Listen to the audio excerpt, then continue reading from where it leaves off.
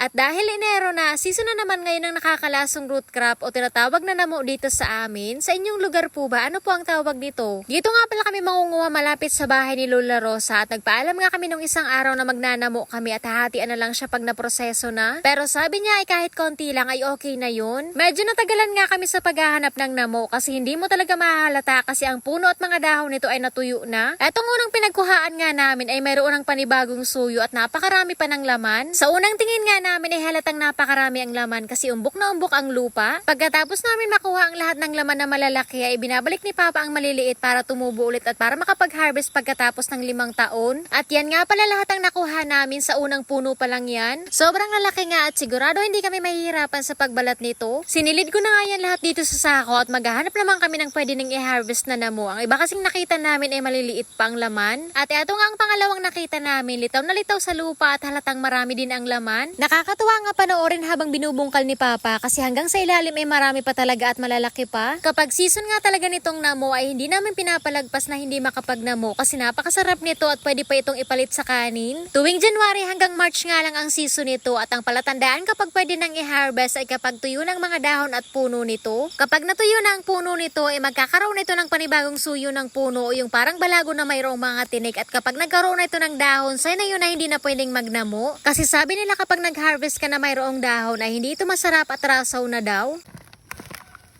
Grabe oh.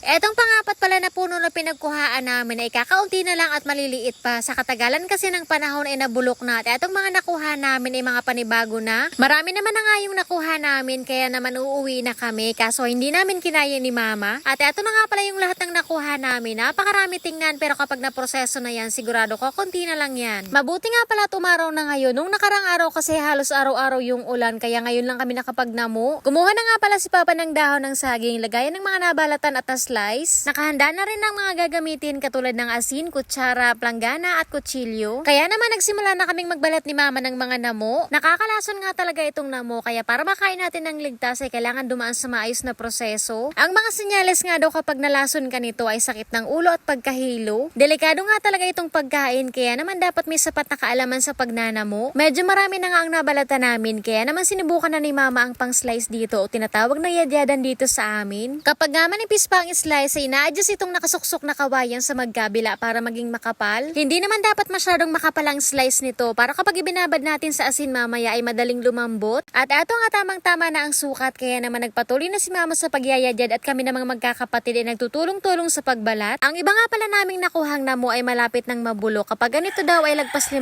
taon na to. Pagkatapos kasi ng 5 taon simula nang tumubo ito ay magsisimula na itong mabulok hanggang sa maubos at magsisimula na ito ng panibagong laman. Marami na nga ang na-slice ni Mama kaya naman inilipat na dito sa palanggana para ibabad sa asin. Napaka-importante nga ng asin sa pagnanamo kasi ito magpapalabas ng katas nito na siyang nakakalason. Ibababad nga ito ng ilang minuto at dapat hahalu-haluin pagkatapos ng 5 minuto para mabilis lumambot. Kailangan nga talaga gumamit ng malaking kutsara sa paghahalo kasi pwedeng masugat ang kamay mo nito at makatirin ito sa balat. Pwede naman itong hawakan lalo na kapag sasali na sa sako basta maghugas lang pagkatapos. Sa proseso nga ng pagnanamo para sa akin ang napakahirap ay ang pag-i-slice kasi nakakangalay sa likod at sa kamay. Hindi talaga madali ang pagnanamo kasi bago mo ito makain ay kailangan mo muna paghirapan. Pero sulit naman ang hirap kasi napakasarap nito lalo na kung gagataan at pwede rin itong ihalo sa mga niluto katulad ng dinuguan. Taon-taon nga talaga kami nagnanamo at alam niyo ba nung bata pa kami ay ito lang yung kinakain namin kapag wala kaming bigas? Ang kagandahan pa dito sa namo ay pwede mo itong maimbak ng ilang taon basta't bibili din mo lang sa araw para matuyo. Kapag ganito nakalambot ay pwede na inisalin dito sa sako at dyan lang yan ang 3 araw at ibababad naman sa ilog ng 1 araw bago natin makain. Kaya naman abangan nyo po ang part 2.